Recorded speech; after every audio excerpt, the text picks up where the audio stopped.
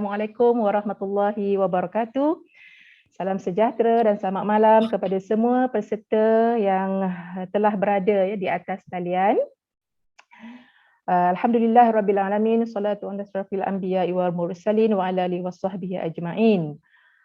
Untuk memulakan pertemuan kita secara maya ini dan mendapat keberkatan dari Allah Subhanahu wa taala, marilah kita sama-sama membuka sesi webinar kita dengan Ummul Kitab Al-Fatihah. Bismillahirrahmanirrahim. Alhamdulillah. Ar-Rahmanir-Rahim. Maliki yaumiddin. Iyyaka na'budu wa iyyaka nasta'in. Ihdinas siratal mustaqim. Siratal ladzina an'amta 'alaihim ghairil maghdubi 'alaihim waladdallin. Amin. Okey, alhamdulillah rakan-rakan, sahabat-sahabat yang berada di mana jua lah pada malam ini, dengan izin Allah kita dapat bersama walaupun saya tahu ruang masa yang ada amat terhad, terutama sekali bagi kaum ibu yang begitu orang kata waktu puncak seumpama ini akan agak sibuk. Walau bagaimanapun, saya mengucapkan banyak terima kasih kepada semua peserta yang dapat menghadirkan diri pada malam ini, dan syabas saya ucapkan kerana dapat memberi ruang masa untuk kita bersama dalam program webinar kita menentang gangguan seksual Satu Perkongsian. Yang saya kasihi Ustazah Salah Wahyu Muhammad Said,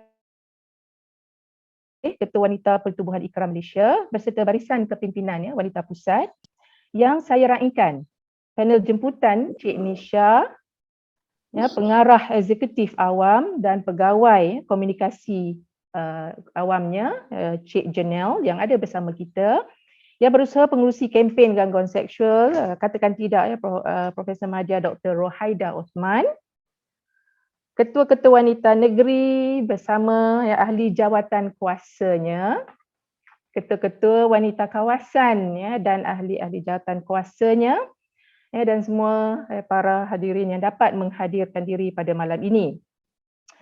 Saya mengucapkan selamat datang. Kita tahu dalam kesuntukan masa ini yang amat terhad. Saya perkenalkan diri saya, Mela Sutra, selaku hos untuk program ini. Mengucapkan sekali lagi terima kasih dan alhamdulillah dengan teknologi web ini kita dapat bersua secara maya daripada 14 buah negeri. Saya andaikan semua wakil-wakil ketua-ketua wanita ada bersama kita pada malam ini, dan kita akan membincangkan satu isu yang berkaitan, satu isu yang amat kita rasa berat, tetapi ada keperluannya, iaitu isu berkaitan dengan gangguan seksual.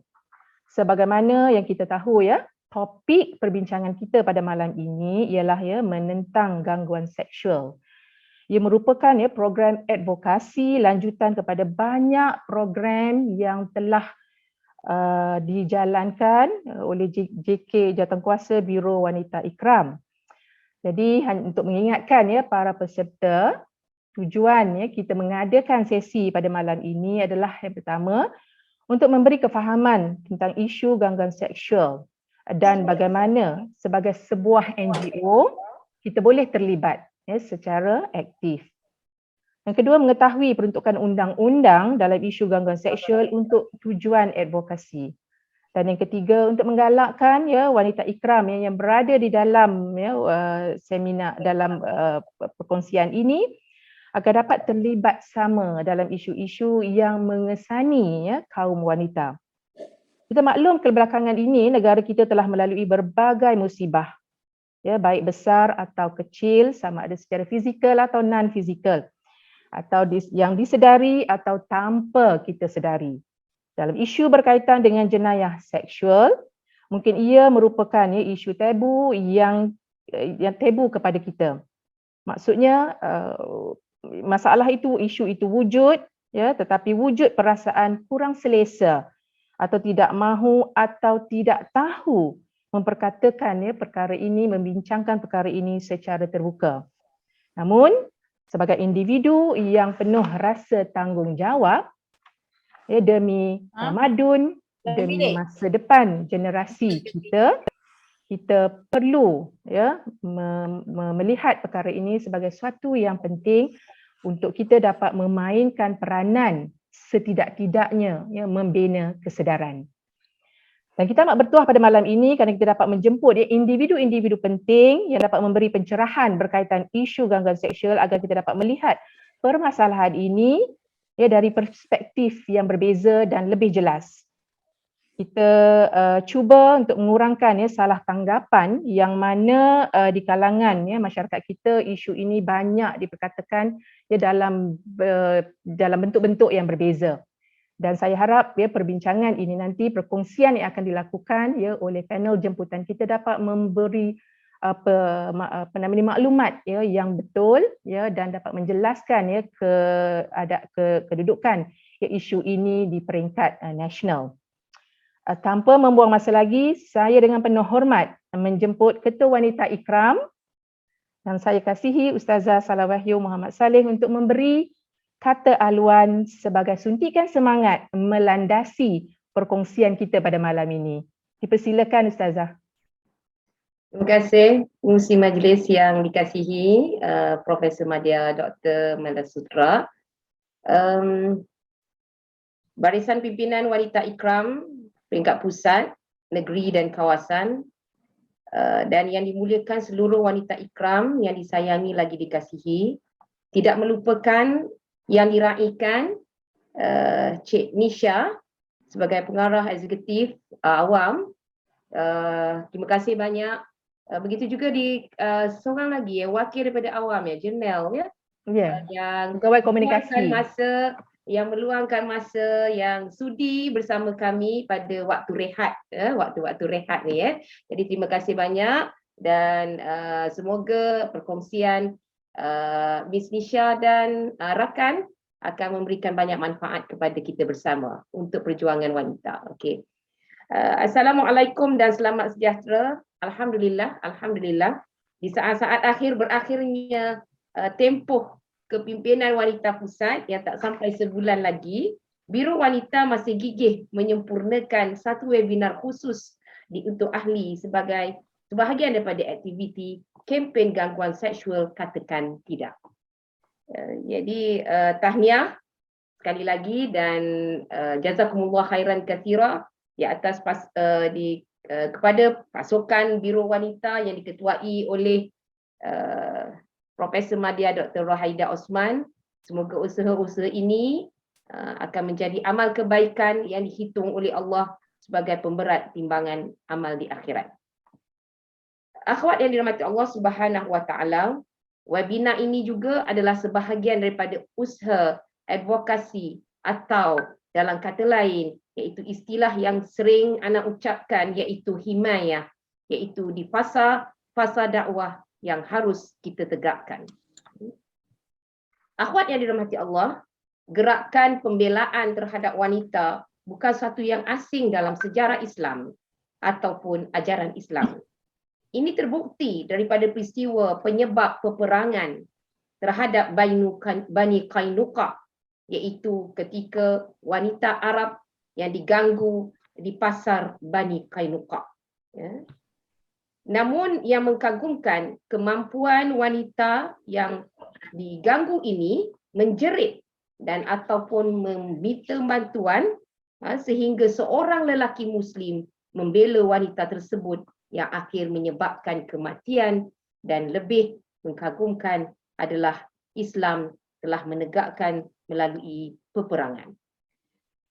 Akhwat nikmati Allah, ibrah yang kita ambil daripada peristiwa ini bahawa mangsa harus berani bersuara atau menyalurkan aduan agar pembelaan dapat disempurnakan. Oleh itu, sekali lagi,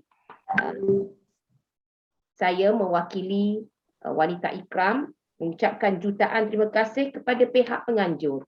Dan terima kasih sekali lagi kepada Cik Nisha yang sudi berkongsi pengalaman agar kita dapat belajar dalam realiti hari ini bagaimana untuk melaksanakan advokasi isu gangguan seksual dan mengetahui kaedah serta cabaran melakukan advokasi tersebut. saya rasa saya tidak berhajat untuk membuat ucapan aluan panjang kerana kita nak dengar daripada Cik Nisha yang banyak pengalaman yang mungkin kita hanya boleh berteori ataupun mengeluarkan pandangan-pandangan, tetapi bagaimana melakukannya masih baru bagi wanita ikram. Jadi saya rasa semoga webinar ini dapat mencapai objektifnya dengan jayanya. Jadi dengan ringkas saya ucapkan selamat berwebinar dan mudah-mudahan kita dapat menimba pengalaman sebanyak mungkin daripada perkongsian yang ringkas dan padat ini. Wabillahi taufiq wal hidayah. Assalamualaikum warahmatullahi wabarakatuh. Waalaikumsalam warahmatullahi wabarakatuh. Terima kasih Ustazah di atas butir-butir nasihat yang kita harap dapat membakar semangat kita, semangat rakan-rakan yang berada di dalam webinar ini untuk melakukan usaha advokasi sebagaimana yang dinyatakan oleh Ustazah tadi, oleh Ketua Wanita yang kita kasihi, bahawa gerakan pembelaan wanita ini bukan suatu yang baru. Telah melalui banyak fasa-fasa dan kita rasa kita ingin tahu dengan lebih lanjut apakah yang telah dilakukan oleh rakan-rakan kita di luar sana. Jadi untuk mendapat lebih banyak kefahaman dan mengetahui tindakan-tindakan yang dilakukan oleh NGO-NGO yang di Malaysia, kita bertuah pada malam ini kerana bersama seorang individu yang begitu aktif terlibat secara langsung dalam kerja-kerja kesukarelawanan ini. Individu yang saya maksudkan sebagaimana telah terpapar wajah beliau ialah Cik Nisha Sabanayagam, merupakan pengarah eksekutif All Women's Action Society ataupun AWAM. Saya kongsi sedikit latar belakang beliau. Saya tahu yang saya dapat CV-nya merupakan latar belakang yang panjang. Saya cuba ringkaskan dan kalau kekurangan nanti Cik Nisha tolonglah share dengan lebih jelas. Cik Nisha merupakan seorang wartawan News Straits Times sebelum menyertai AWAM. Beliau terlibat dalam organisasi lain seperti Mercy, WWF Global Tiger Team dan beberapa NGO lain. Sebagai pengarah eksekutif AWAM, untuk pengetahuan rakan-rakan dalam webinar ini, AWAM merupakan NGO yang telah bertapak di Malaysia selama hampir 37 tahun. Cik Nisha bertanggungjawab menerajui program-program yang memfokus kepada isu berkaitan GBV ataupun gender-based violence, iaitu keganasan gender. Juga memberi latihan kepada orang-orang awam, pihak-pihak swasta, NGO dan juga pihak kerajaan. Beliau terlibat dalam merangka dasar dan membentuk task force keganasan rumah tangga di peringkat nasional. Yang terkini, Cik Nisha terlibat secara langsung dalam penyediaan rang undang-undang gangguan seksual. Jadi saya rasa biarlah Cik Nisha sendiri memberi penjelasan dan apa yang dikongsikan nanti akan membawa kita kepada pengalaman dan apa yang dilalui oleh Cik Nisha awam dalam gerak kerja advokasi mereka. Saya menjemput Cik Nisha untuk perkongsian ini. Cik Nisha ada dalam 45 minit untuk berkongsi kerana selepas itu nanti kita ada sesi soal jawab. Jadi perempuan kalau ada soal jawab boleh simpan dan kemudian ataupun boleh nanti tulis secara terus di dalam chat box kita. Tanpa saya berlengah masa, saya serahkan sesi ini kepada Cik Nisha. Sila Cik Nisha. Saya amat terharu, kata-kata yang sangat manis sekali. First of all, saya nak minta maaf because bahasa Melayu saya tak begitu fasih. So I will actually switch antara bahasa Melayu dan bahasa Inggeris. And also mula-mula sekali to say thank you so much to Ustazah Salah Wahyu. I love your name, by the way. It's so interesting. Thank you so much for that lovely introduction. And I also want to say terima kasih to Dr. Mela, also because for really working with us and Cik Janelle to arrange sesi ini. I have to say hello to Dr. Sawaria, Puan Ruhaida, because I have met them before in many other sessions, and especially kepada para hadirin today. I am agak gementar sikit sebab nampaknya ada 130 lebih orang, and it's from national kan? All over the country kan, dari seluruh Malaysia. Okay, so memang this is quite a big event for me. So minta maaf ya kalau I mungkin suara I like bergetar-getar sikit because again I want to repeat, kita memang terharu. I am very honoured that you actually want us to do this perkongsian.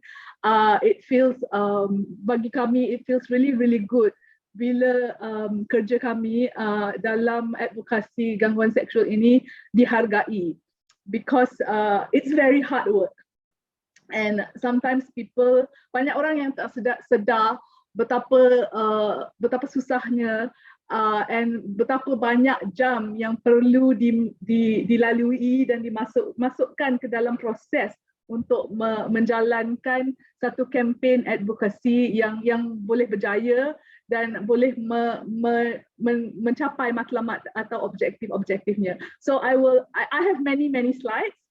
They are very colorful so that it will not put you to sleep while I'm talking. And I will try to go as fast as possible, understanding that kita memang ada masa yang suntuk ya. So I will start off with I'm going to share my screen. Screen. Yes. Okay, boleh nampak ya? Boleh. Let me just put it. Okay.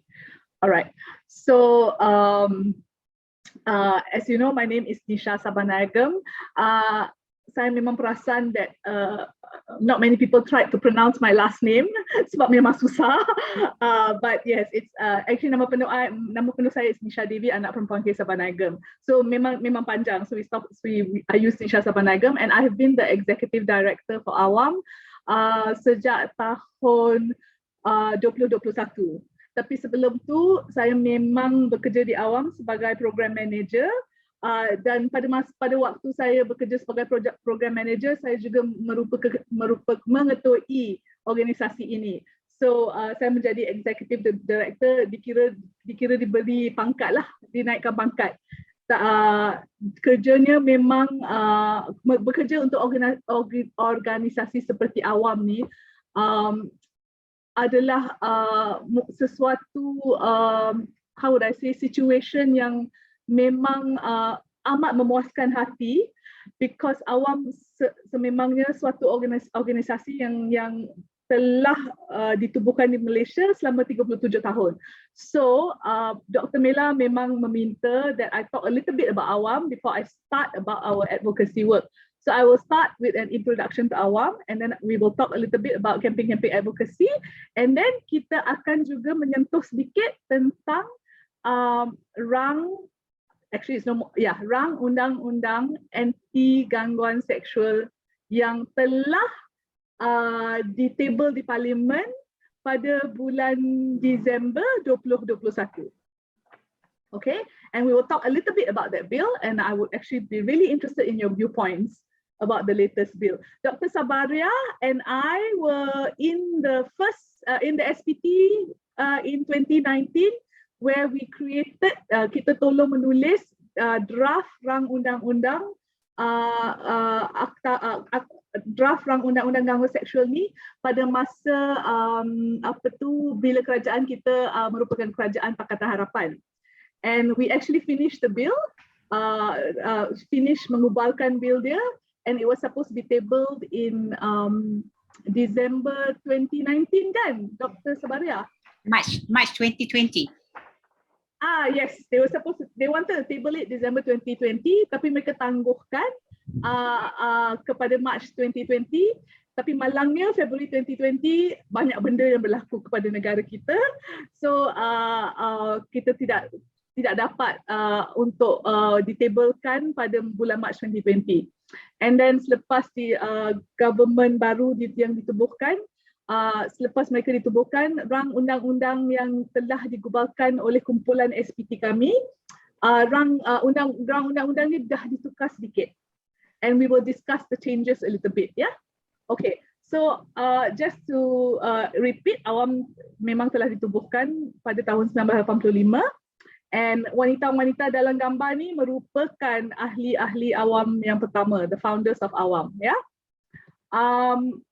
Awam merupakan organisasi yang menjalankan berbagai perkhidmatan, tapi perkhidmatan kami yang paling utama is kami membantu wanita memberi perkhidmatan kaunseling dan memberi bantuan legal, bantuan undang-undang. And ini merupakan nombor kami, our Telenita helpline 016-237-4221. Antara servis yang the other thing that we also do in awam is we advocate for policy change. So advokasi untuk menukar polisi atau memperbaiki polisi. And I will talk a little bit more about the pictures that are here. They're really interesting and I'm sure you're quite interested. And you can see that kat sini MP semua memegang papan yang mengatakan kita patut membentangkan rang undang-undang gangguan seksual. Kami juga melakukan banyak training and also memberi all kinds of public education sessions. Ada seminar, ada forum, ada campaign, and you can see dalam gambar ni memang stakeholder kami berjenis-jenis, ya. As I said earlier, kami memberi also kita mempunyai counselling and legal information services, and this is a part of our office di Petaling Jaya. And you can see ada gambar where we tolong membawa some of our clients untuk pergi ke police station, because sometimes wanita yang datang ke awam ni takut sangat nak pergi police station on their own, so we actually do that for them. We try to provide that service to them, yeah.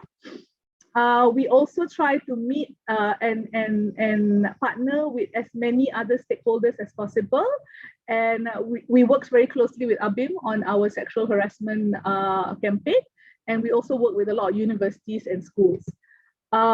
We also try to break out a little bit from our usual activity and try to help marginalized state communities, yeah. And in awam memang last year 2020 kami menandatangani MOU dengan the Paralympic Council of Malaysia untuk memberi training on sexual harassment kepada para atlet kami. This is quite something that's very new for us, working with the Paralympic Council, and we're really glad that we've managed to do this. Juga pada during COVID-19, sebab walaupun ini tidak merupakan our core services, kami juga membantu memberi servis sebab it was a requirement and so many people came to us for help. Jadi kami memberi bantuan makanan, ya. This is just to start off a little bit about the work that we do in awam. And as you can see here, we have the Minister Rina Harun telling us about the cases of domestic violence that has increased over the time during MCO. So when awam carries out our activities in our office, one of the things that we really try to do when we help women is we try to keep statistics. That is very important. Sebab statistics ni memang membantu mengkukuhkan your advocacy work. It's very important, and numbers is something that attracts a lot of people. Okay, and just wanted to share with you, this is our Telenita statistics for 2020. This was for domestic violence. We had about 89 cases, and then in 2021 nombor dia meningkat. Okay. So awam ni merupakan organisasi yang amat kecil. We're a small company. So this is representative only of the clients that come to us. So imagine NGO yang lebih besar. Berapa lagi ramai wanita yang pergi ke NGO ini untuk mendapat bantuan, ya. This is the distribution of gender. Obviously, kebanyakan wanita, kebanyakan orang yang datang kepada kami untuk domestic violence cases adalah wanita. But sekarang we are also seeing that ada juga lelaki yang datang ke awam untuk mendapat pertolongan untuk domestic violence, ya, keganasan rumah tangga. You can see also that most of the people that come to us for support kerana mereka mengalami keganasan rumah tangga adalah mereka dari umur 31 hingga 40. Okay, and keganasan rumah tangga ini berlaku di mana mereka adalah antara suami dengan isteri. Sexual harassment. Okay, so sexual harassment is really interesting here. You can see that these are our numbers untuk 2020 dan 2021, ya. And you can see that masa MCO memang kita mendapat banyak kes. Sebelum MCO 2020 ni, pandemik 2020 ni, kes-kes yang datang ke awam mungkin tahap sampai 15 kes or 20 kes every year. Tapi masa MCO suddenly naik to 92. And then lepas MCO, lepas pandemic, you would think that dia akan turun kan? Tapi dia naik lagi. And you can see that in 2021, imagine in 2021, kita dapat 159 case on sexual harassment. And bila satu case sexual harassment datang ke awam, right? It's not like you come to awam and then you talk about your case and then kita tutup case. It's not like that kan? Sebab orang yang datang ke awam, dia minta pertolongan, then we have to try to listen to their case, we have to try and talk to their, to try and provide them with legal information, and then we have to ask them to get document, and then we have to give them counselling. And so kes-kes ni, walaupun you see macam 159 kes saja, but one case can take us sometimes sampai 3 bulan to actually tutup. Okay, so you can imagine how much work that we have to do. Apa yang sangat interesting is that what we discovered is online sexual harassment juga meningkat. So ini adalah sexual harassment secara maya, ya. And you can see that it's also memang meningkat. So that is a little bit about the work that we do at Awam. Sekarang I want to start on our advocacy campaign. So if you just see in the picture, you can see that advokasi untuk gangguan seksual ni memang dah berlaku sejak bertahun-tahun dulu, right? From 1990, okay? So 1990 until sekarang 2022 dah over what? Dah over 30 lebih tahun, okay?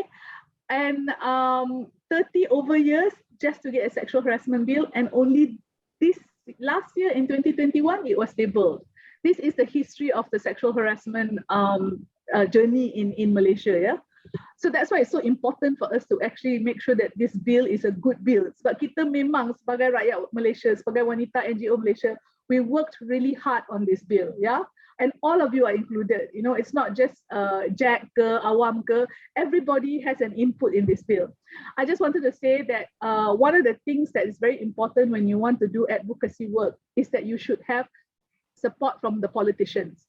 And in this situation, bila kita menjalankan campaign advocacy kami untuk the sexual harassment bill, there was already a lot of advocacy that was done by the politicians.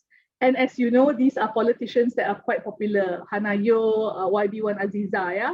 So that also really helps us when we run our own advocacy work.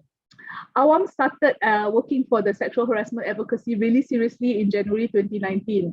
And we work very closely with KPWKM, which is also where I met Dr. Sabaria. This is just a history to show you about how we had the COVID-19 pandemic in March 2020, and how, if you look at the headlines, you can see how masa pandemic pun, walaupun we all semua dalam rumah terperangkap, sexual harassment can still happen. And actually, this was during the time when Awam really started working, talking a lot to the media and collecting our data to tell the media, hey, look at this, memang banyak kes sexual harassment yang berlaku. So even though it doesn't seem like it's part of a campaign, just to let you know, talking to the media, even though untuk menjawab one or two soalan atau untuk memberi mereka press statement, is very, very important in advocacy work, because the media should know you and you make contacts with the media. And then bila next time you jalankan your campaign, it's very easy for you to ask your contacts in the media to support you, to menyebarkan, to create awareness about your campaign, yeah. And then this is just a journey to show that masa in 2022, this is the new government, of course, and by this time it was YB Rina Harun, and they were not tabling the sexual harassment bill. So a lot of people were waiting and waiting and waiting for the sexual harassment bill dalam tahun 2020 tu. And there was still a lot of newspaper articles about the sexual harassment bill, and awam memang tolak. We talked to the newspapers, we asked them to, you know, have articles. We share our statistics with them. We work with Jack. Awam merupakan satu NGO dalam kumpulan Jack. We work with Jack so that we can get more and more press statements. So kita memang macam what we sing, right? Even though you don't really realize it, actually all this is part of your advocacy work. And then what we did was, bila lepas MCO tu dah berhenti and we can actually go around, we decided kita akan terus pergi parlimen. Okay?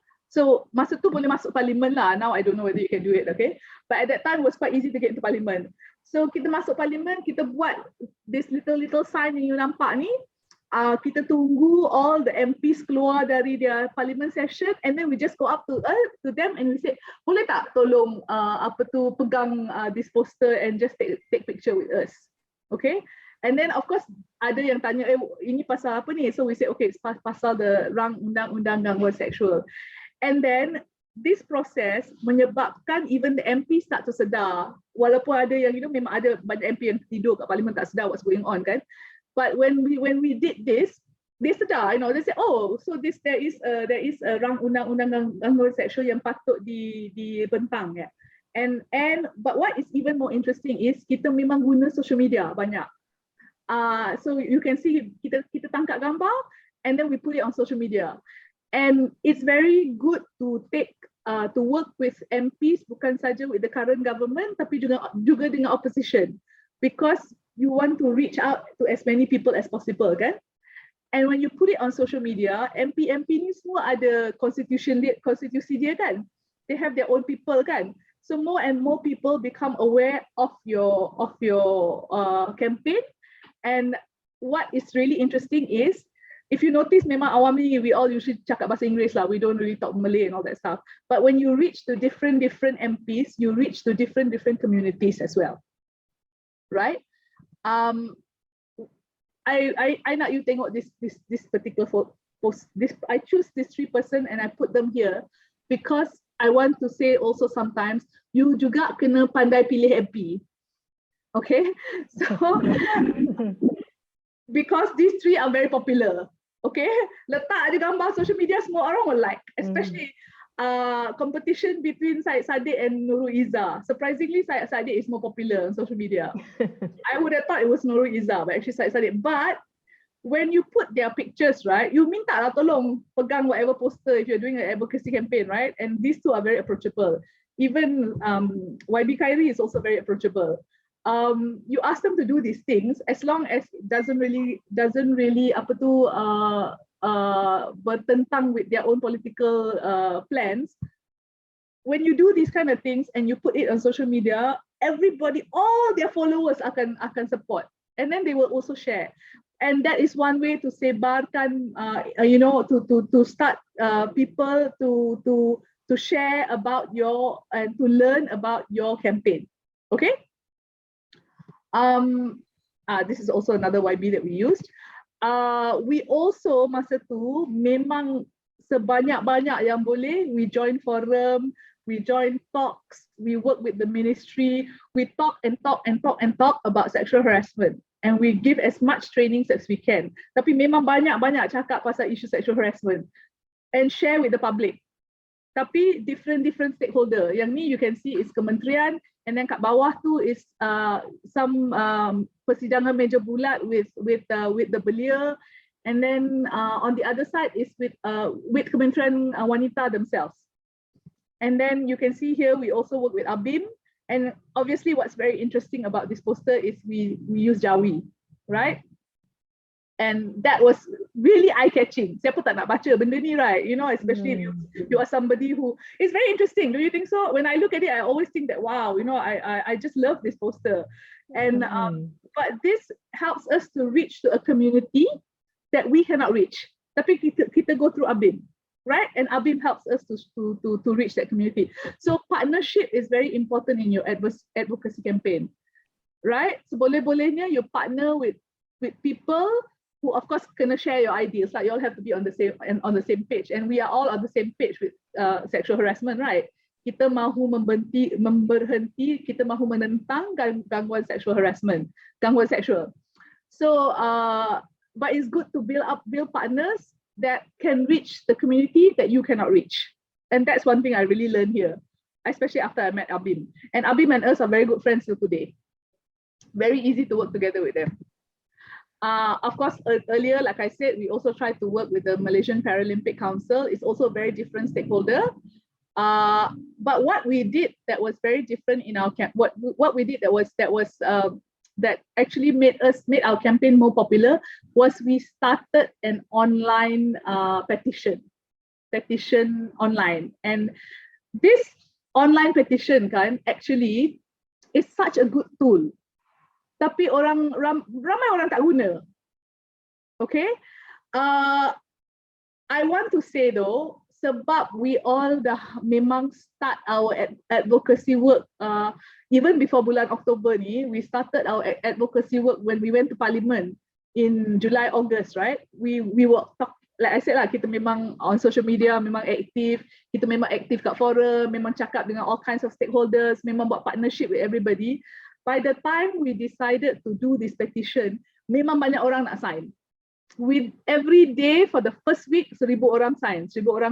Within the first week kita dah dapat 5,000 sampai 7,000 orang sign.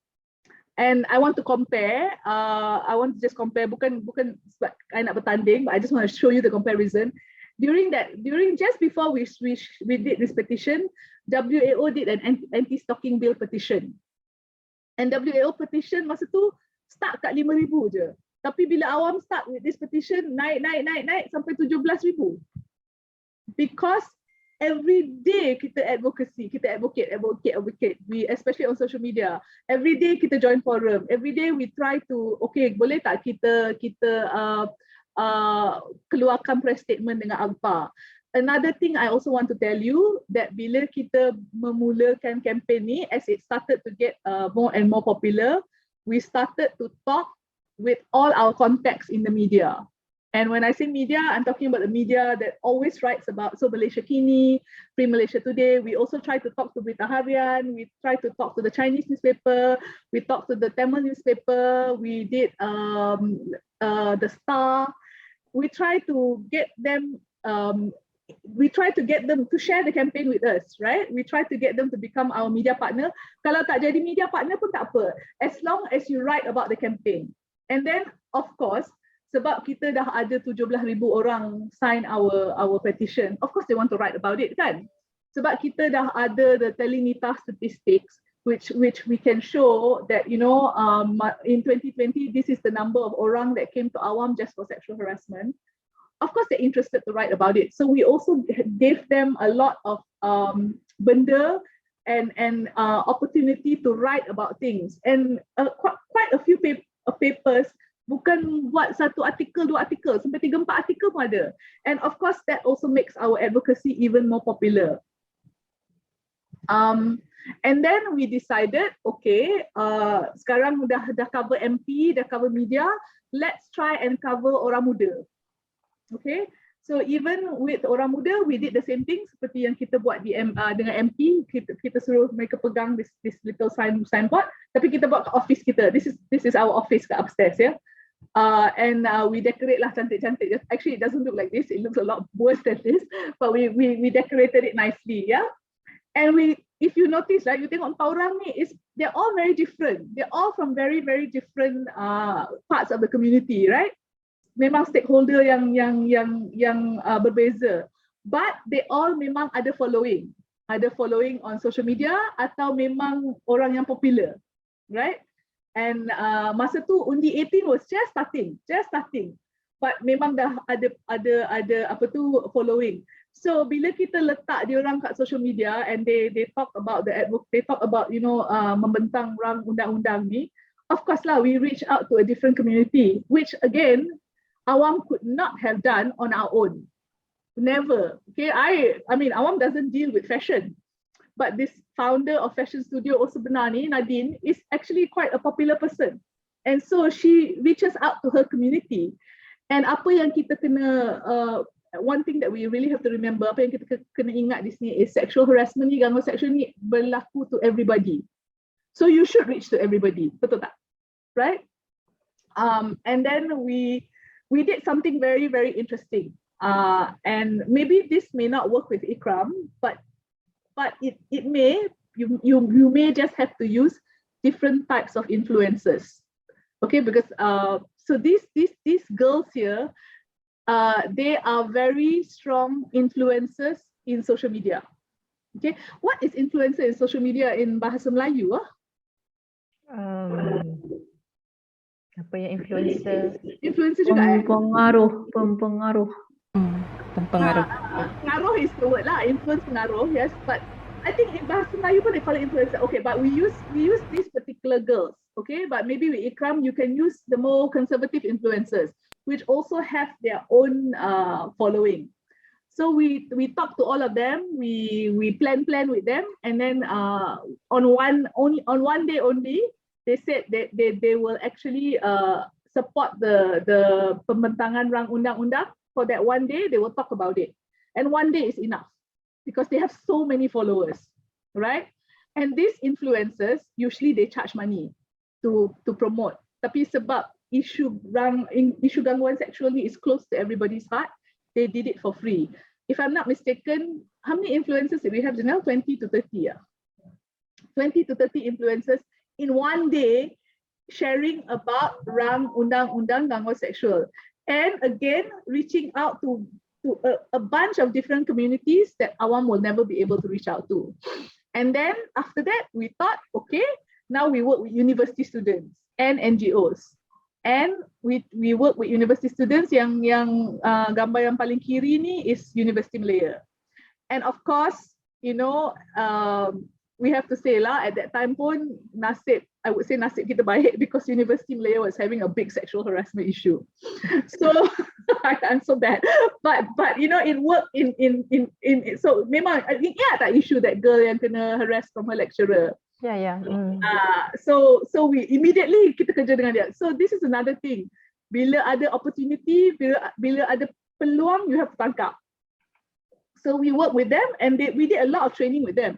And at that time, this girl and this group of people, they were very popular among university students because of the case.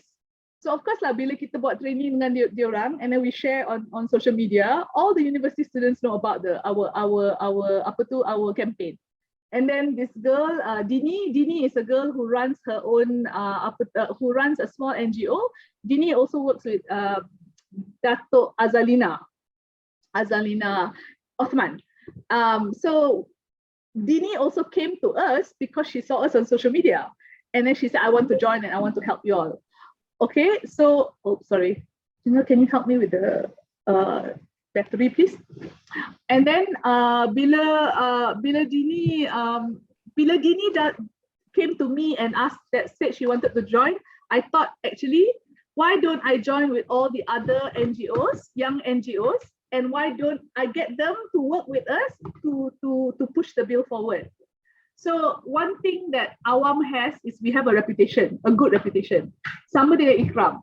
So when people want to work with Ikram, it's a good thing for them because we can benefit from your popularity, we can benefit from your partners, we can benefit from so many things. So all these young NGOs ni, NGO yang muda ni, mereka memang nak kerja dengan Awam. So we take that opportunity lah. Okay, you want to join us? Every time you talk about the sexual harassment bill, you make sure Awam punya logo kat sana. You make sure everybody knows that bill ni, at campaign ni memang campaign Awam, and they're happy to do that. And then we also decided kita tak boleh fokus saja on Peninsula Malaysia, we have to go to Sabah and Sarawak, right? And then this is us doing all kinds of forum with all the young people and all the young groups. And every time kita buat forum, kita akan letak gambar forum ni on social media. But when you work with young people, I will tell you, they will do it first before you. Okay, you don't have to do anything. They will put the picture lah, they will put the poster, everything for you they will put. So it's actually, in a way, you do a little bit, they will do more for you. And because they were so interested in joining us and supporting the campaign, they will find the MP for you. So you can see the picture tu, yang paling kanan tu, it was me and YB Kasturipato. And I didn't have to do anything. I just had to show up and talk. They did everything else for us. So when your campaign gets a lot of momentum and you work with people who are interested to work with you, they can help you a lot with your work. And then kadang-kadang we decided, okay, let's not let's not focus on, okay, kita letak gambar kita je kat social media. No. What can the public do? Okay? So the public, we ask them to write to the MPs. Sebab one thing that you have to remember bila buat campaign ni, mesti ada action for the public. Okay, you cannot just push information to them. They must also be able to do something on their own. Okay, so we decided, buatlah benda yang paling senang, tulislah to your MP. So how do we help them? Benda-benda ni, we actually tell them how to write to the MP. We put this instruction, bukan saja dalam bahasa Inggeris, we letak dalam bahasa Melayu as well. And then we even tolong them to find where is the address of your MP. You can message us if you need to know where is the address of your MP, or we give them a link. Inilah, all the address the MP yang you boleh tulis. So they got really interested.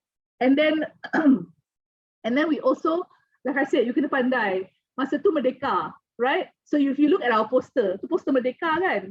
But what do we focus on? Let's table the sexual harassment bill. So you kena pandai sikit, right? Everybody will look at this poster, they think, wow, Merdeka best. And then they like it, no? So you have to be very clever, kena be creative sikit. Okay? And then the one in the middle is like a permainan. You think about yourself, so you address the issue of sexual harassment in a different way, in a more creative way. And then this was the thing that really got us, that really helped us a lot lah. Banyak orang nak datang volunteer dengan kita masa tu. Sebab kita dah popular, right? Everybody knows about our site. So all this gambar yang you see here was all done for free by these university students, 3 orang ni. So and if you notice, you nampak tak our language? It's in English, it's in Chinese, it's in Malay, and it's in Tamil.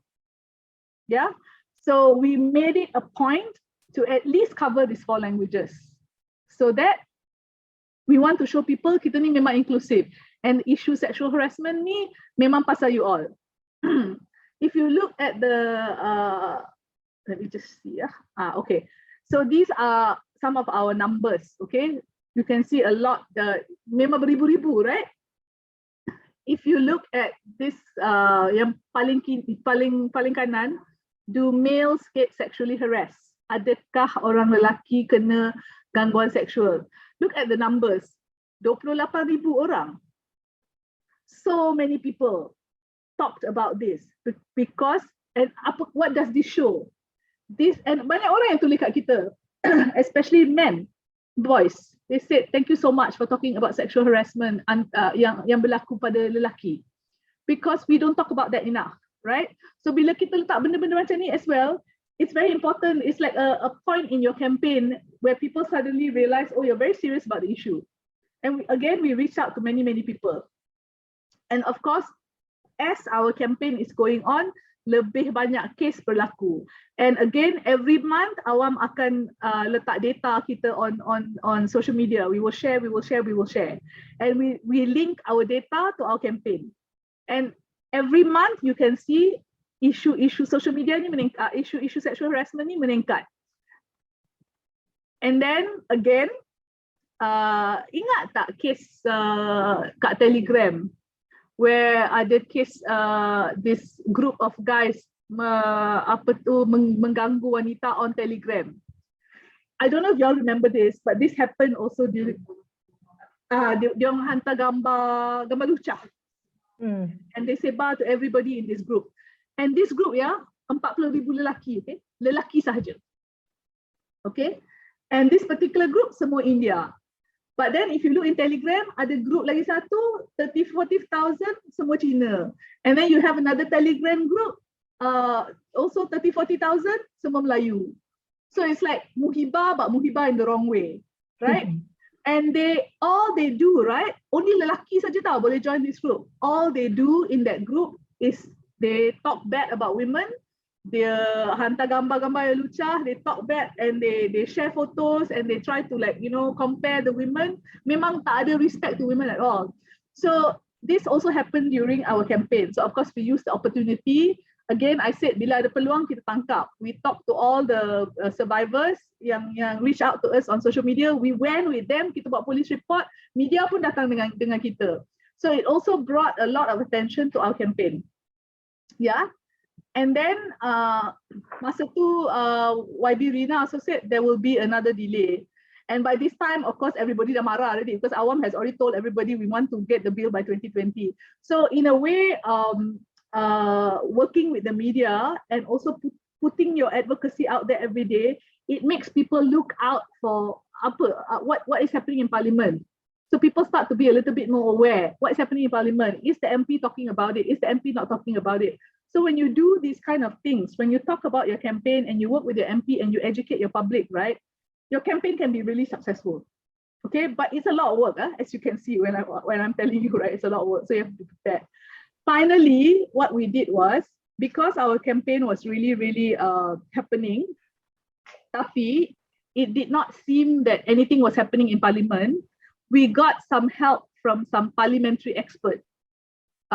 These are experts in process Parliament. So process Parliament ni is very important. Sebab bila you have the rang undang-undang dibentang, there is obviously MP yang membentang rang undang-undang tu boleh memberi input to the bill, kan?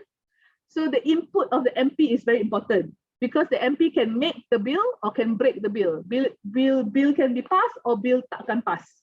The MP has a huge impact, all the MPs. So what we decided was there is a way to actually bring a petition to Parliament. Tapi bukan petition online. They don't believe in petition online. Petition tu mesti kertas. And orang-orang yang sign kertas tu, they must actually sign properly. They must put their name. They must put their IC number. They must put their address. So that the petition, paper petition ni, kertas ni adalah formal document. And so we got some support from this pakar-pakar Parliament, and dia orang pun memang buat campaign advocacy dia sendiri lah, but they work with Parliament.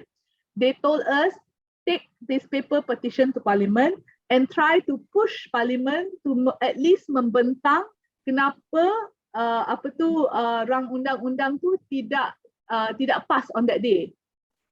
You know, why don't you pass the bill on that day? So we worked again with the public. And remember, I told you earlier on, public ni, you work with them, if they're excited about the campaign, they want to do something. They want to help you. Everybody wanted to sign this paper. Okay? And I will tell you this, masa tu kan, we had restricted movement order tau. That means boleh keluar tapi tak boleh rentas negeri. And I think even we couldn't even take our paper outside to ask people. We couldn't do that. Tapi despite all that, walaupun ada halangan-halangan ni, you wouldn't believe it, we got 700 signatures from all over the country. Sebab orang nak sangat sign, they ask us to send the paper to them, they sign and they send it back to us. And then dia sanggup come to our office. They come to our office and they sign for it. They bawa their family, they bawa their brother, bawa bapa, bawa uncle, bawa grandfather, semua datang sign, tolong sign. And then university student masa tu masih boleh pergi university. So some of the university students bawa petition tu pergi university and then they signed it. So we managed to get about 700-800 people to sign. And this one, despite halangan restricted movement control order. So one thing you have to do is you have to give action to the people that are working with you because they want to help, but they don't know what to do. So you give them something simple to do. But that simple thing is very important. So we actually managed to bring this paper petition to Parliament. We had to work with YB Kasturi Pato and she managed to read the petition in Parliament. Tapi tak dibenarkan untuk dibentang. Tapi at least she read. But again, it brought some publicity to us because it made the news and everything. Yeah. And when you do something like this, where you get the rakyat to join you, right? Everybody wants to know what's happening, right? So in that sense, walaupun at that time, Bill Gangguan Seksual tu tidak dipass, we did not get a Sexual Harassment Act. What we did get was we got a lot of people in the country, lebih ramai orang kat Malaysia sedar mengenai isu gangguan seksual, lebih ramai orang ramai sedar mengenai rang undang-undang gangguan seksual. And lebih ramai orang ingin membantu dan mengetahui what is the journey, what's happening with the rang undang-undang gangguan seksual. So that was actually for me a big success. During the time when Dr. Sabaria and I were in SPT, tak banyak orang tahu kan, tak ramai orang tahu. But when we did this campaign, the whole country knew about it and they were talking about it. So that is for me a big success for this campaign. It was also very successful for us in our opinion, because it's so nice to see all these Malaysians come together to support us. And it's Malaysians from everywhere, you know, from different countries, different races. It's very, very nice actually. It gives you a very, very good feeling of being a Malaysian at that time. So these are all the people who came to our office to sign lah. And all these people are all family members. So they brought their entire families. It is really nice because you get to talk to them as well. And of course, they also get to know about Awam, right? So it's a very nice process lah at the end of the day. It was very worth the hard work, to be honest. And so, okay, so I wanted to tell you a little bit about what we learned. So we called the bill the Awam for the Bill campaign. And then as we got more and more Malaysians involved, we called it the Rakyat for the Bill campaign. So we try to get the Rakyat involved now. So it's no longer just Awam that's fighting for this bill, it's also the Rakyat. So you have to learn, it's very, very tiring. So sebelum we started this session, I think Dr. Mela asked me, she said, how many people in your organization? And I said at that time, we only had 5. But we had 3 interns yang memang sanggup tolong kita. They start work at 9, they finish work at 12. Next morning, they start work at 9 again, they finish at 12. Tapi dia muda lah, tak payah tidur, you know. So, so it was very difficult for me because I'm not so young. And I had to keep up with them. I will tell you, this campaign took us to, especially masa kita nak buat the signing of the petition, everything kan, it was about 3 months. If I did not realize, kalaulah I tak sedar, there is an end date. That means, sebab kita kena tunggu until parliament stop, right? Because kalau tak dibentangkan, then it's over lah. Kalau dibentangkan, then bagus lah. But there was an end date. Kalau I did not see that end date, right, I would not have been able to do this. Tapi I sedar, okay, just 1 bulan lagi, just 2 minggu lagi, just tahan, right? It's very hard work, okay? You need a very committed team and your team must be very quick. So again, these girls were very, very quick. You know, bila ada sesuatu yang boleh tangkap the peluang to talk about the sexual harassment, they took it. You must try to be creative. You must be very clear. We were very lucky. Kita campaign ni memang clear. Pass the sexual harassment bill. And then you must have an end date. Okay, so that is it about the campaign. I don't have much more time. I just want to tell you these are some of the things that we did during our time with the campaign. Okay, so the current bill, so before it was just a sexual harassment bill, the new bill is now called the Anti-Sexual Harassment Bill. To pass or not to pass is the question. Okay, so dah table first time in Parliament Disember 2021. That means bacaan kedua where dia akan dibentangkan is in March 2022. 2 months from now, March. Parliament will start at the end of February 2022. Okay. The sexual harassment bill. Sorry, this is a lot of words, tapi I wanted you to see what the issue was, okay? And I'm so glad it's in Bahasa Malaysia, so it's easy for me as well. So it's very, very important that we wanted the sexual harassment bill to have definasi yang memang lengkap. Okay? So Dr. Sabara, you remember we were looking at the definasi dari pendapat pemangsa, right? The mangsa, right? Because we want to see sexual harassment ni, you have to look at it from the viewpoint of the victim, of the survivor, okay? And then kita mahu definasi ni untuk merangkumi elemen tidak diingini, elemen berunsur seksual, elemen mempunyai kesan negatif terhadap mangsa atau pemandiri. So this is the istilah-istilah that we feel is missing in the current definisi of the current bill. Okay? And remember, bill ni dah di table in March, akan dibentangkan, dah di table in December, akan dibentangkan di March. Okay, that's one thing. The second thing is, this is very, very important. Masa kita gubalkan the first bill, kita memang kata organisasi, private sector, mesti ada tanggungjawab untuk menangani isu gangguan seksual di organisasi masing-masing, di company masing-masing. And that's important, right? Every company should take the responsibility to make sure that their organisation is free of sexual harassment. So we were very, very particular masa kita buat bill yang pertama tu. In the second bill yang sekarang dah di table, tidak ada tanggungjawab organisasi, which is not good. Okay. The third one is that there is a tribunal, and this I have to say is good because bill yang dibentangkan currently ni memang ada tribunal. So kita sekarang masa macam ada dilema sikit, right? Dah 30 tahun kita dah nak buat advocacy untuk membentang gangguan seksual ni, untuk mengada undang-undang gangguan seksual. Tapi bila bil ini akan dibentangkan pada bulan Mac, bil ini tidak lengkap sebab dia tak ada this part, tanggungjawab organisasi, tanggungjawab company. Why is it so important? Because sexual harassment happens the most in organizations. So if you don't force the organizations to take action, what can we do? So this is the question I asked you. Should we bentangkan the bill and pass it, or should we not pass it? This is actually where your campaign can come in. What do you think we should do? And what, of course, if you ask me, I will say you must put the organizational duty of care. Kan?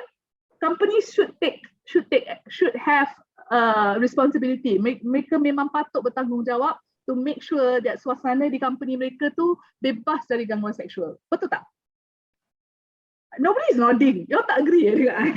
Betul. But no, Dah mengangguk dah. But it's so important, right? And this factor ditarik keluar. Kenapa ditarik keluar? Right. But the bill is there lah. Memang ada bill, memang ada tribunal.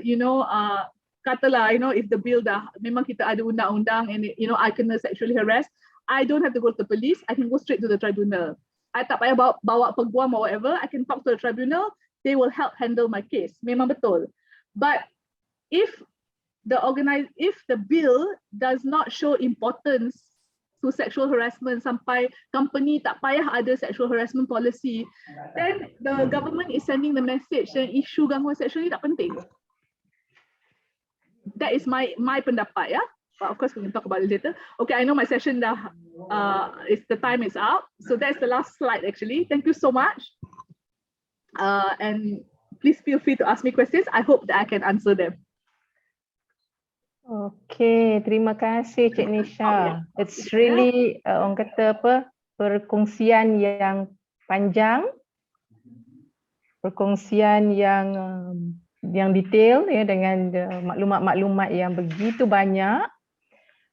tak kurangnya saya dapat mencatatlah beberapa kaedah ataupun teknik yang perlu ada ataupun kita ketahui, that I managed to get about 13.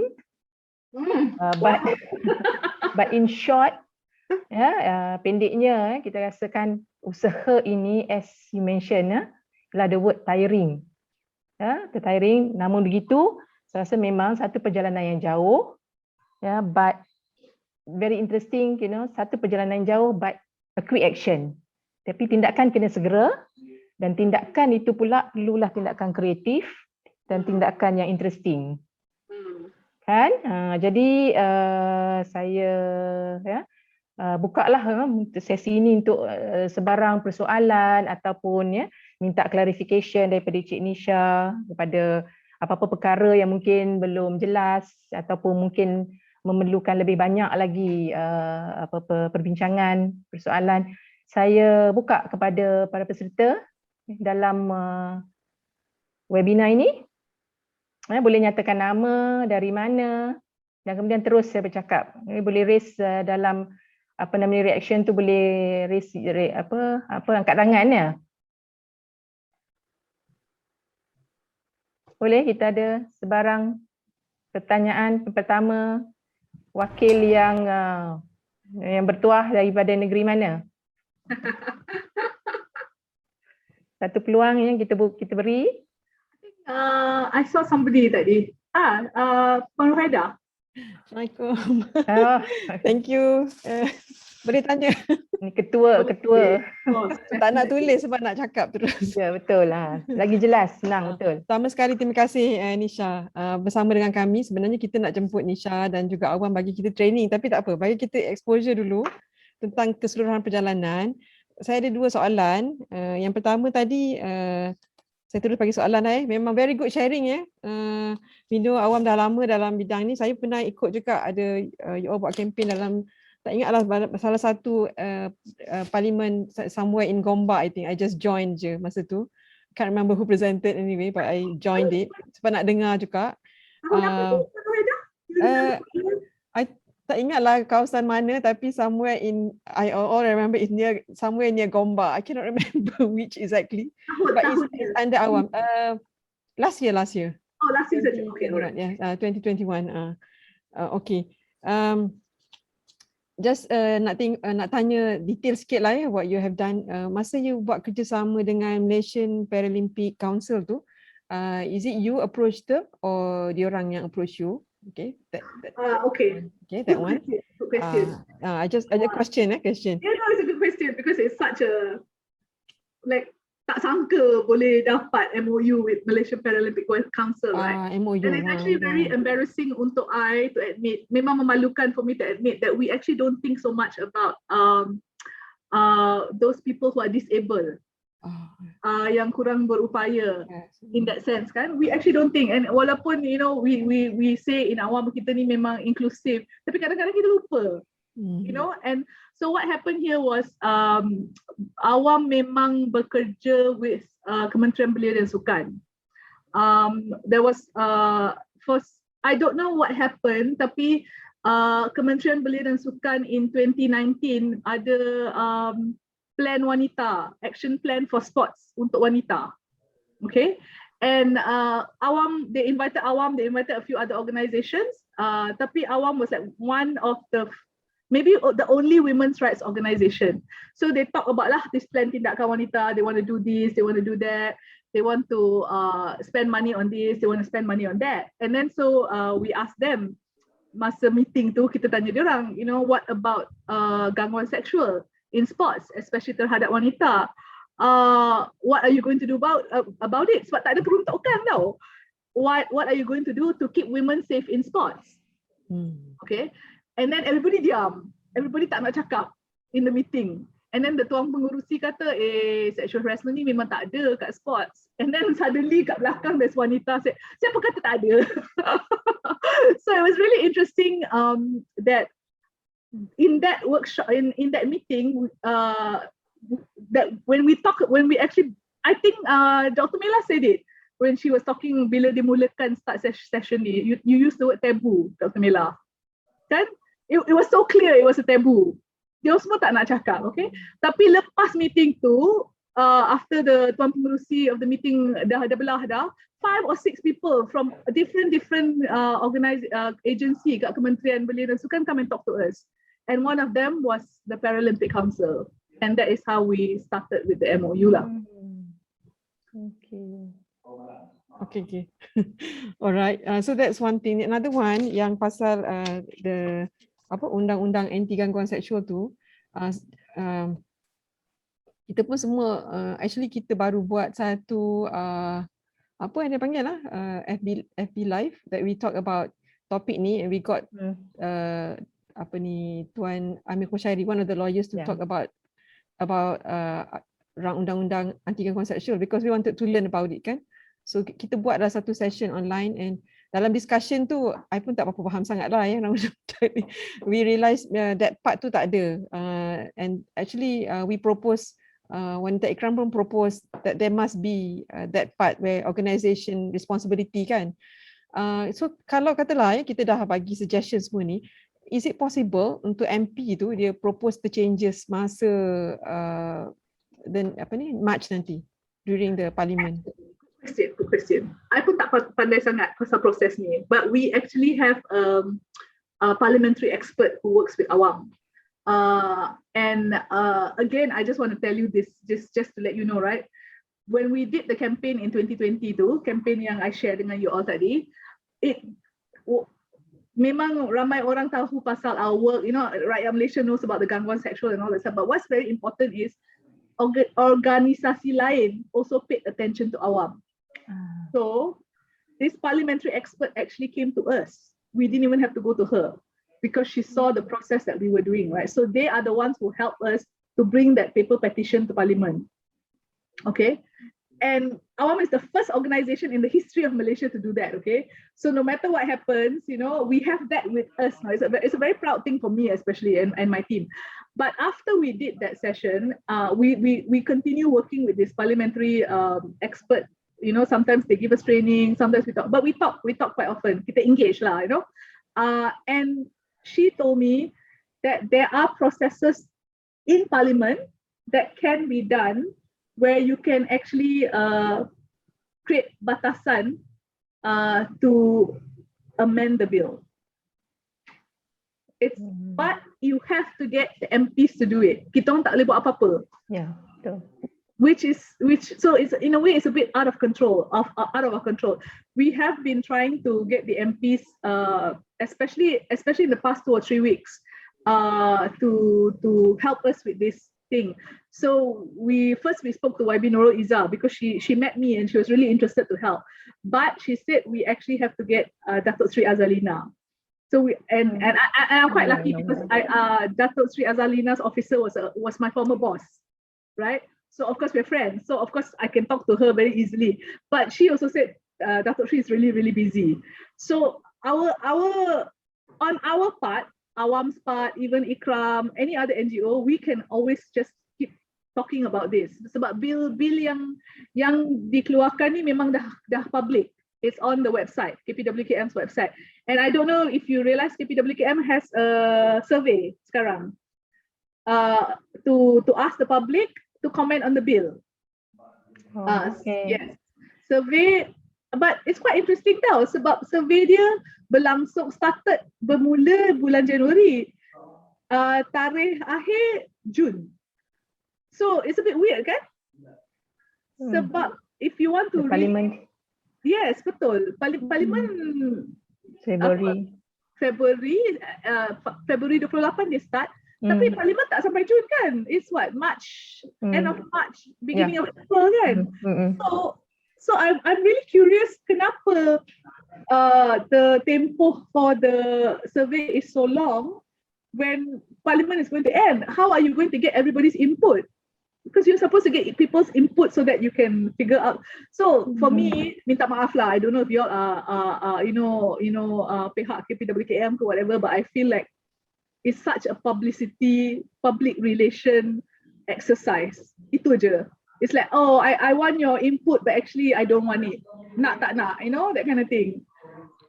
So anyway, just to let you know, on the part of the NGOs, what you can actually do is you can actually make the public aware that this is the gap, okay? And exactly like the question that you asked me, Puan Ruhaida, and what I told you, we also have to let them know that actually the MPs must now take action. Sebab rakyat dah memang ambil action, NGOs memang dah ambil action, it's now the MPs' turn. And they must be focused. They must do it. They must come together, and it cannot be just MP pembangkang opposition, right? It has to be also MPs of kerajaan, current kerajaan. And YB Azalina is very important sebab dia adalah ketua Parliamentary Select Committee for wanita and kanak-kanak, right? So if an MP makes a motion in Parliament, I don't understand. I don't have the Malay terms for this. I have to use English. English pun tak tahu sangat terms here. If the MPs make a motion, that means if they say something in Parliament to suggest that YB Azalina's, if the YB Azalina's committee takes a look at the bill and goes through it and decides to see whether it's okay or not.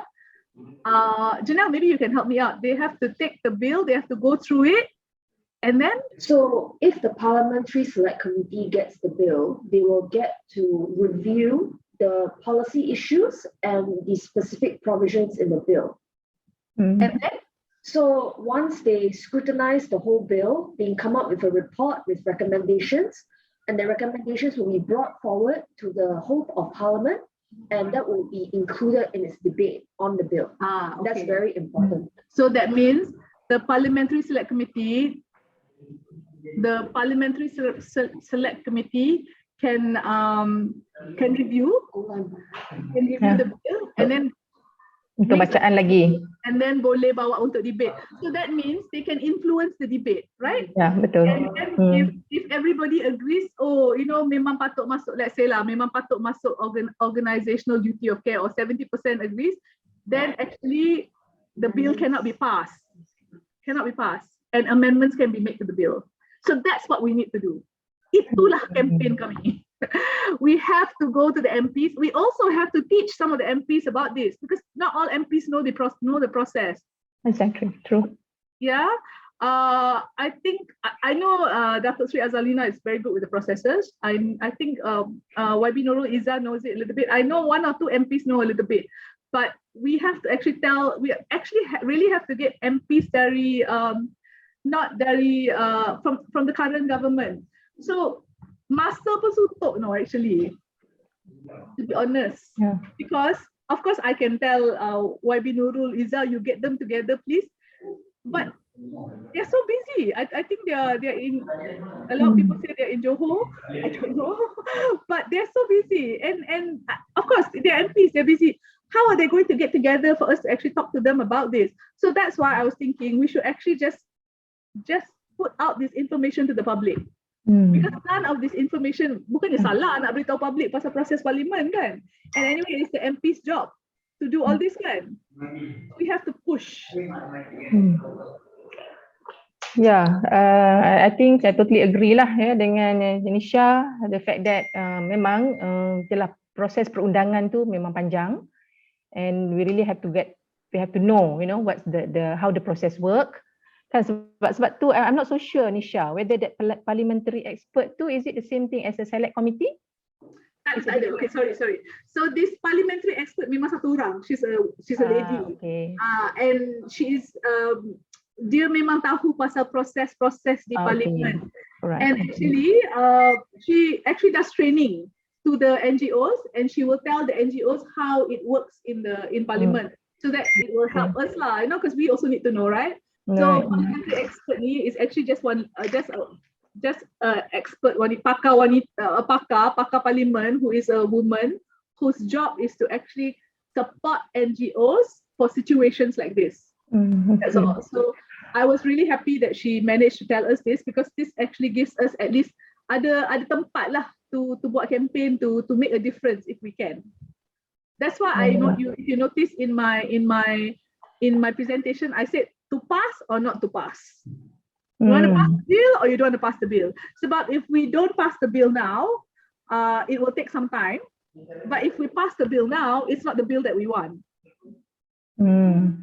Okay, ada satu chat ya dalam ni daripada Tambun ya, sharing with us. The chat saying that dia dari Sungai Siput, dia melalui situasi gangguan seksual di tempat kerja.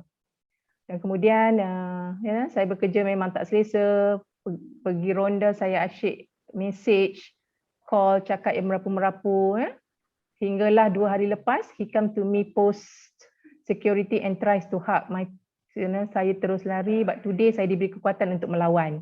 She fight habis-habisan, saya screenshot semua chat dia, saya rekod cakap-cakap dia, memang saya lawan betul pagi tadi. Alhamdulillah dengan pertolongan rakan-rakan sekerja, we managed to put him away, and last he sent me an apology for the way he treat me. Ya, itu antara satu pengalaman lah yang dilalui oleh rakan kita. It is good that Emma ni mengambil tindakan. Right? Jadi saya tak report kat polis tetapi saya simpan semua bukti gangguan for the future. Yeah, is that the right approach, Nisha? I mean for you to keep it as evidence and later on if you think that will be beneficial. Yes, it's good that that you, so there's again masalah dilema sikit, right? Saya memang faham why a lot of people tak nak buat report, because it's not easy to talk about it. It's not easy to talk about the police. Kalau polis sensitif, then okay lah. Tapi banyak polis is not very sensitive towards isu-isu macam ni, especially with wanita. So it's not easy for you. Tapi kalau you tak buat report, it's not easy for the government to have data, right? Betul tak? Sebab government dapat data dari Polis Diraja Malaysia. So when you don't make official report, data ya, betul. And government really depends on official data, especially for sexual harassment. So bila dia tak dapat data official ni, dia kata tak banyak pun kes yang dilaporkan. So it's not an issue. It's not evidence. But I really understand. I understand. I'm not forcing you to make a report. It's good that you keep the phone, keep the information. Tapi it's even better if you have somebody next time when this thing happens, if it happens again lah, I hope it doesn't. Try, if there's a witness, make sure that ada saksi. It's important, especially kalau they sentuh you. If they sentuh you, right, bukti, that kind of bukti, it's the police will accept. The masalah dengan polis ni dia tak nak accept kalau tak ada sentuhan. Sebab for the physical is important. Definition dia kena ada sentuhan. For the police, for the police. Tapi for us of course it's what walaupun dia tak sentuh you is clearly gangguan seksual lah. Yeah, whether it's by lisan or by your tindakan. Yeah. Okay. So just to thank you so much for sharing. I know it's amazing, right? Dah 44 tahun, but these guys, they still want to kacau. I just tak faham lah. I really tak faham. But thank you so much for sharing. It's very, very brave of you. Okay, Nisha, masa amat terhad. Although we know there's a lot more questions ataupun banyak lagi perbincangan yang boleh dibuat. Tapi it's already 10:29. Jadi saya mengucapkan banyak terima kasih Nisha for the sharing.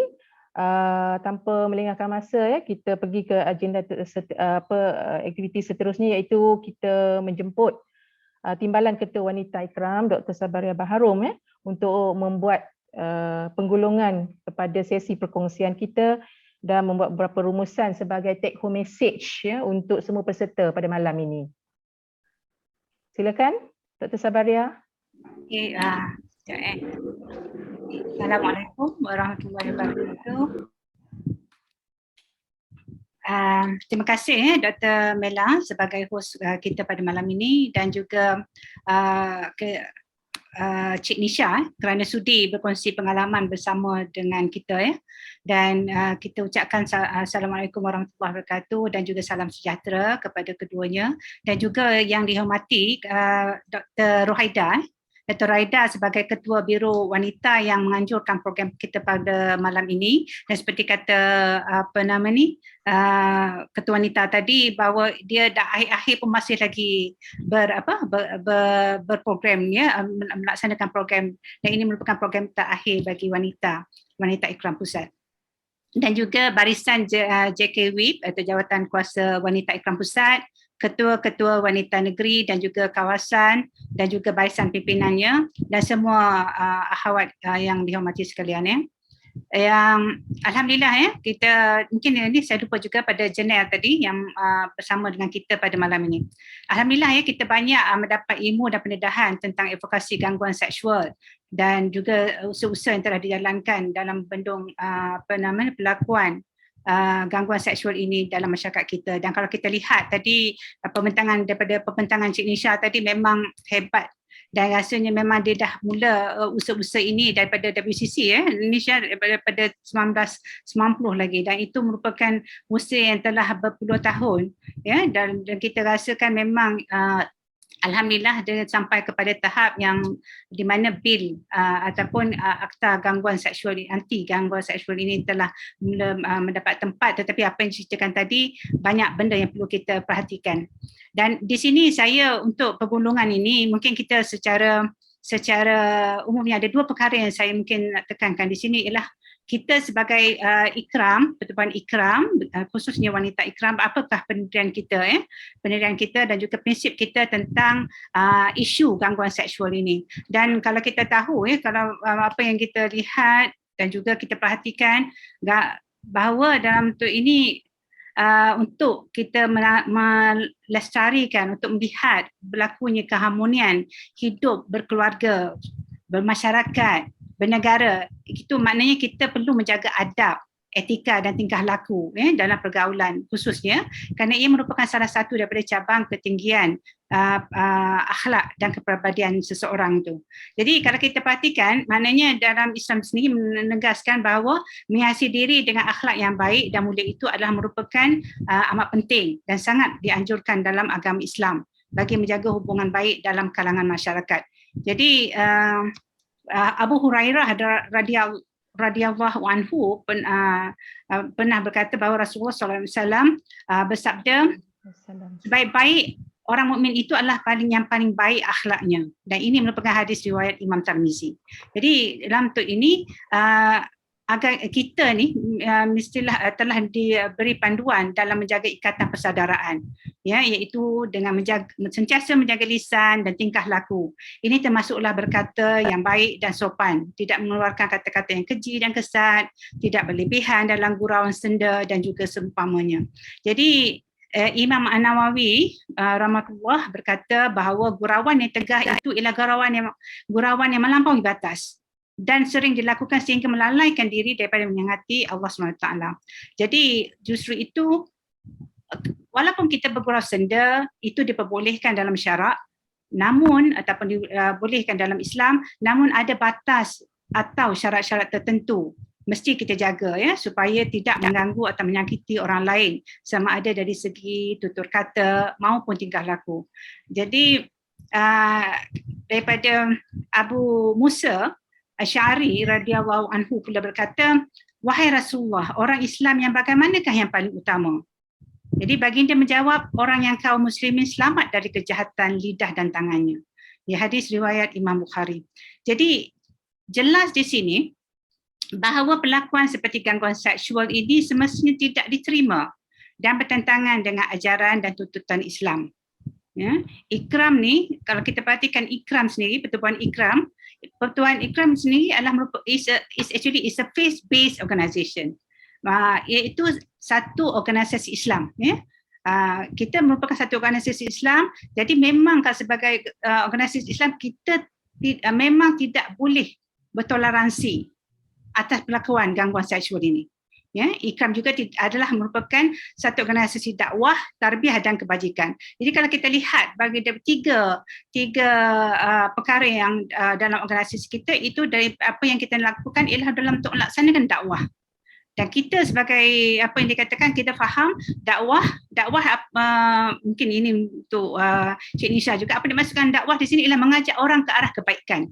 Jadi dalam bentuk ini kita sebagai orang Islam, kita bawa ini dalam perspektif Islam itu sendiri, ya, seperti membawa perbuatan baik, amal soleh atau menuju kebenaran. Ini dalam bentuk rangka ataupun bingkai ajaran Islam. Jadi kita semua ni kalau kita perhatikan, kita adalah merupakan seorang dai. Ya, kita sama-sama dalam menjadi masyarakat yang prihatin dan bertanggungjawab di atas apa sahaja yang berlaku di dalam kehidupan berkeluarga dan juga berjiran. Jadi kita perlu mengamalkan amal ma'ruf, dan ini merupakan yang biasa kita lakukan, amal ma'ruf nahi mungkar, ya. Jadi kita kena ingat bahawa setiap kebaikan yang kita lakukan pasti akan mendapat ganjaran pahala di sisi Allah SWT. Seperti dari surah Al-Imran ayat 104 yang bermaksud, dan hendaklah ada di antara kamu satu puak yang menyeru kepada kebajikan dan menyuruh berbuat segala perkara yang baik serta melarang daripada segala yang salah. Dan mereka yang demikian itu adalah orang yang berjaya. Dan begitu juga dalam untuk segi tarbiyah. Tarbiyah maknanya kita memberi pendidikan, ya, membawa erti penjagaan, pengasuhan dan pendidikan. Jadi kalau tarbiyah Islamiah pula bermaksud penjagaan, pengasuhan dan pendidikan ini kita sandarkan dalam berasaskan atau kita sandarkan kepada sumber Al-Quran dan juga sunnah Rasulullah SAW. Jadi mendidik masyarakat tentang baik buruk sesuatu perilaku, jadi memberi pendedahan dan kesedaran. Dan kes ini kita sekarang ini ialah khususnya dalam isu gangguan seksual ini. Jadi kita memberi pendidikan kepada masyarakat tentang apa dia isu gangguan seksual itu dan juga apa keburukan yang dilakukan oleh ataupun yang terhasil daripada perilaku tersebut. Begitu juga dengan kebajikan. Sebab kalau kita lihat, menjaga kebajikan semua ahli masyarakat agar keharmonian dan kesejahteraan negara itu tak akan kita dapat akan terjaga, ya. Jadi kalau kita lihat ataupun kita kaitkan dengan isu yang gangguan seksual ini, kita perhatikan hasil daripada gangguan seksual itu dari segi emosi, prestasi kerja dan juga kalau misalnya itu di tempat kerja dan juga prestasi pembelajaran sekiranya ia berlaku di tempat pembelajaran ataupun di universiti ataupun college. Begitu juga mungkin di sekolah yang mungkin berlaku pada Ain, ya, masih ingat, dan juga perlindungan seseorang itu memang kita perlu ambil kira. Jadi di sini ketiga-tiga aspek pertubuhan ikram Malaysia itu sendiri memang kita ambil kira. Maknanya dalam menangani isu gangguan seksual ini. Jadi mungkin saya ingin tekankan juga di sini bahawa Pertubuhan Ikram Malaysia sebenarnya akan melaksanakan amalan anti gangguan seksual. Kita mulakan di Ibu Pejabat Ikram itu sendiri, di mana garis panduan penyelesaian aduan kes gangguan seksual Ibu Pejabat Ikram baru saja dalam proses penebusan. So insya-Allah akan kita laksanakan anti gangguan seksual ini, amalan ini di Ibu Pejabat Ikram. Dan kalau misalnya seterusnya nanti mungkin diperbaiki akan kita selaraskan di seluruh negara insya-Allah. Jadi ini yang perlu kita perhatikan bahawa kita ada pendirian kita sendiri. Memang kita menentang habis-habisan tentang amalan yang tidak baik ini, ya, iaitu gangguan seksual. Dan yang kedua yang nak kita tekankan di sini ialah bagaimanakah pendekatan wanita ikram berbanding dengan NGO-NGO, mungkin NGO yang lain di sini. Jadi kalau kita perhatikan, jika dibandingkan dengan NGO lain, persamaan ketara memang kita fahamkan ialah matlamat kita sama. Apa yang Cik Nisha bentangkan pada malam ini memang kita rasakan memang merupakan apa yang kita nak. Maknanya kita nak perkara ini dapat kita bentras, dapat kita bendung, ya, daripada berlakunya. Dan sebab apa kalau kita perhatikan ialah daripada kajian yang dilakukan oleh Jabatan Pembangunan Wanita pada 2020, terdapat daripada kajian tersebut di mana dilakukan kajian kuantitatif 28,852 orang awam di Malaysia yang menjawab soalan ini mendapati bahawa daripada kajian tersebut 64%, iaitu 18,457 orang responden daripada kajian ini melaporkan mereka pernah mempunyai pengalaman semasa mangsa gangguan seksual, ataupun mempunyai pengalaman sebagai mangsa gangguan seksual. Ini bermaksud bahawa ini merupakan peratusan yang agak tinggi, jadi bukannya sikit-sikit. Jadi dalam itu dia semakin mendapat tempat, dan mungkin tadi macam Asmah pun tadi terangkan, maknanya beliau juga merasa, maknanya memang kalau kita rata-rata pun memang kalau kita bercakap dengan orang, memang ramai yang merasakan benda ni pernah berlaku somehow or other dalam hidup mereka, ya. Jadi kita perlu satu sama lain sebenarnya dalam usaha ini. Seperti apa yang dibentangkan juga oleh Nisha, bahawa dia tidak, maknanya dia akan jadi satu perkara yang lebih mudah dan lebih pantas menghasilkan hasilnya bila kita dapat bersama-sama melaksanakan dengan kerjasama yang lebih ramai. Bukan, kita tak boleh on our own. Ya, itu apa yang dimasukkan. Jadi jelas di sini kita pun sendiri sebagai misi Ikram, iaitu kita pentingkan juga permuafakatan, ya, iaitu bekerjasama dengan organisasi dan juga apa-apa juga agensi yang ada. Jadi kalau kita lihat sepanjang bulan Disember 2021 yang lepas, di mana ada kempen yang dilaksanakan oleh Wanita Ikram yang dilaksanakan oleh Biro Wanita ini, itu kempen Gangguan Seksual Katakan Tidak. Ya. Jadi ini juga kalau kita lihat di situ menampilkan kerjasama beberapa influencers, artis dan juga NGO seperti tampil bersuara. Jadi mungkin kita boleh lagi menggiatkan untuk bergiatkan penghasilan agensi ataupun NGO lain bersama dengan kita. Dan perbezaan kalau kita perhatikan, kalau nak bandingkan dengan awam, jauhlah kita, ya Nisha. Jauh itu maknanya NGO lain, kalau kita lihat seperti awam, WHO, WCC, dah telah lama bergerak dalam usaha ini, dan kita baru saja melangkah, ya. Baru saja melangkah, maknanya kita baru saja bertapak.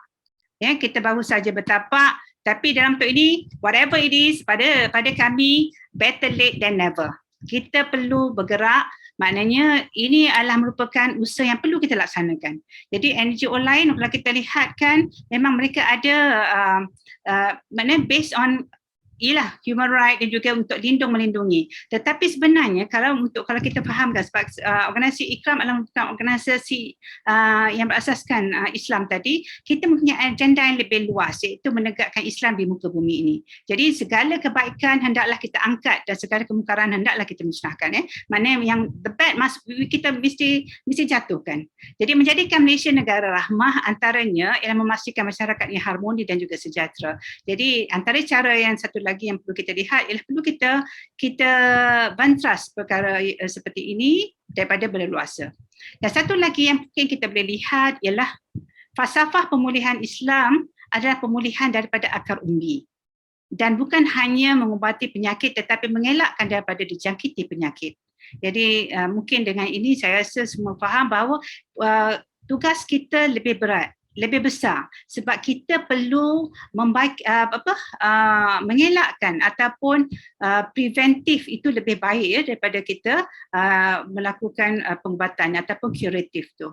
Jadi di sini mungkin akhwat yang dikasihi sekalian, apa yang kita perhatikan bahawa tugas kita memang berat, memang besar, dan juga insya-Allah kita cuba usahakan sama-sama, ya, dengan memberi kesedaran kepada diri dan cuba memperbaiki. Yang pentingnya pada diri kita dulu.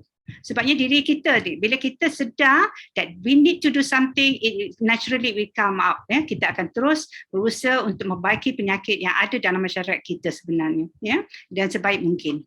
Sebagai mengakhiri ucapan penghulungan bagi program ini dan juga merupakan program Wanita Ikram pusat yang terakhir untuk sesi ini, ya, saya mengambil kesempatan ini bagi pihak jawatan kuasa Wanita Ikram Pusat untuk memohon maaf atas segala kekurangan dan kesilapan yang ada sepanjang kami diberi amanah mengendalikan Wanita Ikram pada sesi 2018 sehingga 2022.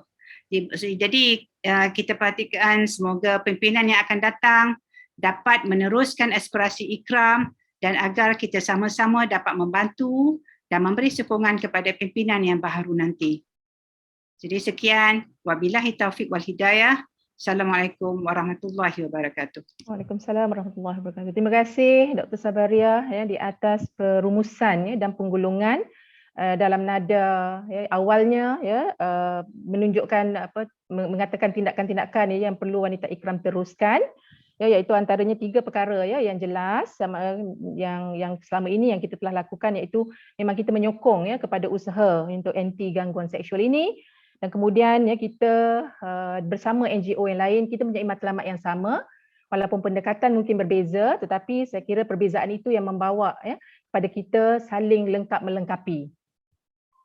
Dan kemudian yang ketiga, wanita ikram akan terus bekerjasama menunjukkan permuafakatan kita dalam usaha untuk kita memperbaiki masyarakat kita, terutama sekali dalam membentuk peradaban masyarakat untuk kebaikan generasi masa hadapan.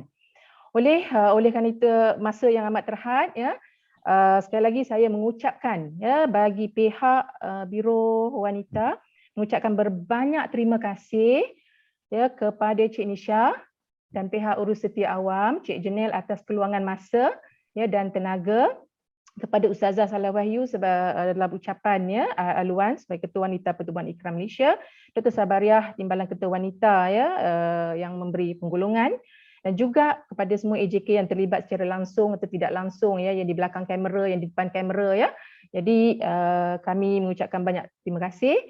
So akhir kata kepada rakan-rakan wanita ikram, ayuh kita dah dengar tadi take home message daripada Timbalan Ketua Wanita.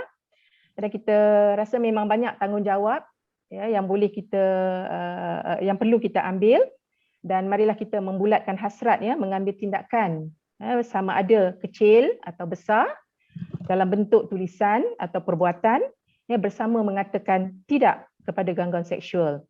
Dan kita mengharapkan usaha kolektif ini akan dapat menjadi sebahagian daripada amalan amar makruf nahi mungkar kita.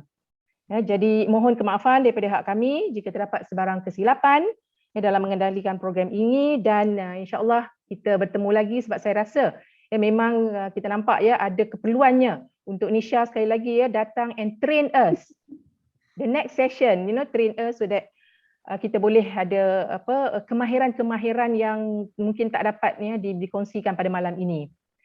So secara mungkin secara virtualnya, kalau kita boleh memberikan a show of appreciation kepada Nisha, dekat reaction tu boleh kita buat tepuk tangan ataupun tepuk semua kepada Nisha dan Janelle atas masa dan tenaga mereka dalam bersama kita pada malam ini. So saya rasa itu sahaja untuk malam ini, dan kita insya-Allah berjumpa lagi di masa akan datang. Wow, Sudah dengan wabillahi taufiq wal hidayah. Assalamualaikum warahmatullahi wabarakatuh. Selamat malam. Thank you. Okay. Jumpa lagi Nisha, Janelle. Definitely. Right. Okay. Bye everybody. Okay, bye. Good night. Thank you. Terima kasih. Assalamualaikum semua. Waalaikumsalam.